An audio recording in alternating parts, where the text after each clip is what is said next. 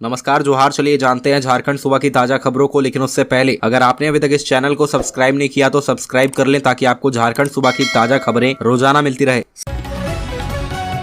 सबसे पहली और बड़ी खबर, कोल्हान में फिर आईईडी धमाका, घायल हुआ जवान। पश्चिमी सिंहभूम में आईईडी की चपेट में एक और सेना का जवान आया है। घटना गोइलकेरा थाना क्षेत्र के ईचाहातू गांव की है। नक्सलियों द्वारा बिछाए गए आईईडी बम की चपेट में आने से सीआरपीएफ 60 बटालियन का एक जवान गंभीर रूप से घायल हो गया है। घायल जवान को तुरंत चक्रधरपुर रेलवे अस्पताल भेजा गया। प्राथमिक उपचार के बाद उसे बेहतर इलाज के लिए रांची भेजा गया है। घायल जवान को एयरलिफ्ट किया गया है। ईचाहातू गाँव सहित आसपास के कई जंगली इलाकों में नक्सलियों ने आईईडी बम बिछा रखा है। जंगल के कई गाँव इस आईईडी की वजह से कट गए हैं। सुरक्षा बलों को नक्सलियों के इन इलाकों में एक्टिव होने की सूचना मिली थी। जवान सायतबा कैंप से बाइक पर सवार होकर ईचाहातू गांव पहुंच रहे थे। इसी दौरान बाइक जमीन से नीचे गिर गई और आईईडी की चपेट में आ गए।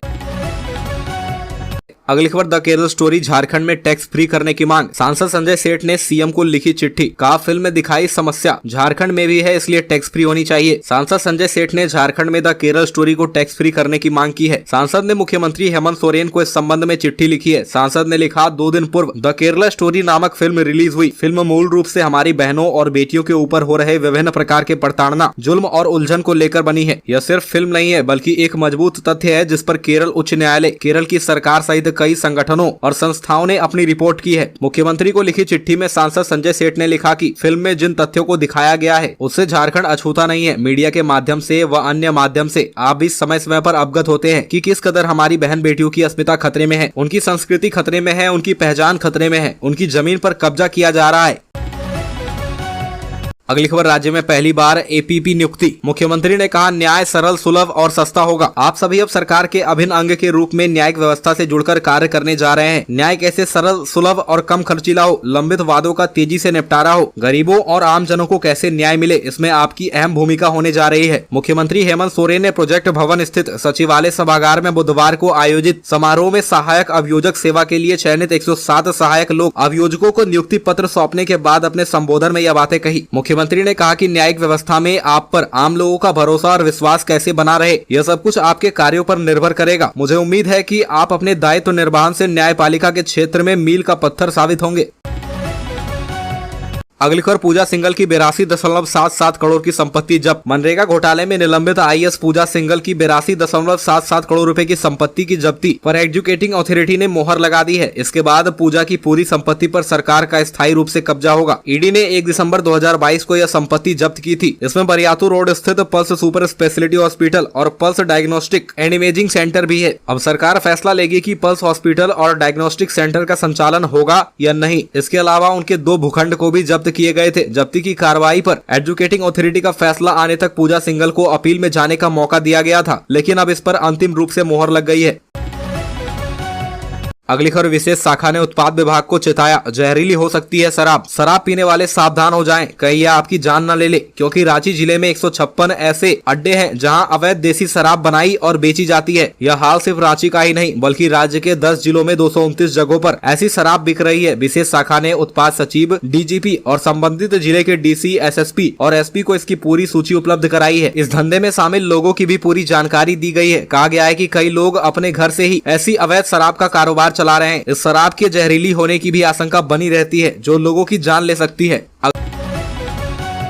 अगली खबर, ग्रेड पे 2400 से घटाकर 2000 करने पर विरोध। झारखंड राज्य जनसेवक संघ के आह्वान पर जिला इकाई के जनसेवक 11 सूत्री मांगों को लेकर बुधवार से अनिश्चितकालीन हड़ताल पर चले गए। अपनी मांगों के समर्थन में जिले के सभी जनसेवक समाहरणालय के समक्ष धरना की शुरुआत की। हड़ताल पर गए जनसेवकों ने कहा कि वर्ष 2012 में नियुक्ति बीएलडब्ल्यू संवर्ग के नियुक्ति के समय से प्राप्त कर रहे ग्रेड पे 2400 को घटाकर 2000 करने के आदेश को तत्काल निरस्त करने की मांग शामिल है। जनसेवकों ने कहा कि झारखंड राज्य में कृषि योजनाओं और नवीन कृषि अनुसंधान के धरातल पर किसानों तक पहुंचाने के लिए वर्ष 2012 में विज्ञापन निकालकर कुल 74 जनसेवकों की नियुक्ति पे बैंड 5200 से लेकर 20,200, ग्रेड पे 2400 में विज्ञापन के आधार पर तत्कालीन कृषि एवं गन्ना विकास मंत्री के आदेश से उपायुक्त गढ़वा के द्वारा की गई थी। अगली खबर, अधिवक्ता मनोज झा हत्याकांड मामले में संजीत मांझी की जमानत याचिका दोबारा खारिज। रांची सिविल कोर्ट के दिवंगत अधिवक्ता मनोज झा हत्याकांड के आरोपी संजीत मांझी को बेल देने से हाईकोर्ट ने इनकार कर दिया है। इससे पहले भी संजीत ने हाईकोर्ट में जमानत याचिका दाखिल की थी, जिसे कोर्ट ने खारिज कर दिया था, जिसके बाद दोबारा संजीत ने बेल के लिए हाईकोर्ट में याचिका दाखिल की थी। जस्टिस सुभाष चंद की अदालत में इस मामले में सुनवाई हुई। दोनों पक्षों की ओर से बहस पूरी सुनने के बाद अदालत ने संजीत मांझी की जमानत अर्जी खारिज कर दी है। वर्ष 2021 में रांची सिविल कोर्ट के वकील मनोज झा की तमाड़ में गोली मारकर हत्या कर दी गई थी। इस हत्याकांड में कई लोगों को आरोपी बनाया गया था। आरोपियों में से कई फिलहाल न्यायिक हिरासत में हैं। अगली खबर, राष्ट्रीय बाल संरक्षण आयोग का कहना है कि झारखंड में बाल संरक्षण के प्रति सरकार गंभीर नहीं है। झारखंड में बाल संरक्षण के प्रति सरकार जरा भी गंभीर नहीं है। इसमें लगे अधिकारी और जेजेपी की उदासीनता के कारण राज्य के बाल बालिकाएं उपेक्षा के शिकार हो रहे हैं। जरूरत है बाल संरक्षण के प्रति गंभीरता दिखाने की। यह आरोप राष्ट्रीय बाल संरक्षण आयोग की सदस्य डॉक्टर दिव्या गुप्ता ने देवघर में 11 मई को एक प्रेस वार्ता में लगाई। झारखंड सरकार को असंवेदनशील बताते हुए आड़े हाथों लिया। डॉक्टर दिव्या गुप्ता ने बताया कि बाल संरक्षण अधिकार को लेकर उनके द्वारा यूपी, एमपी व बिहार का दौरा करने के बाद वह झारखंड पहुंची है। चारों राज्यों की स्थिति के बारे में बताया कि बाल संरक्षण के प्रति बिहार सरकार सबसे पिछड़ा है। खासकर शिक्षा के अभाव में 16 से 18 वर्ष तक के बाल बालिकाओं में हिंसा बढ़ी है।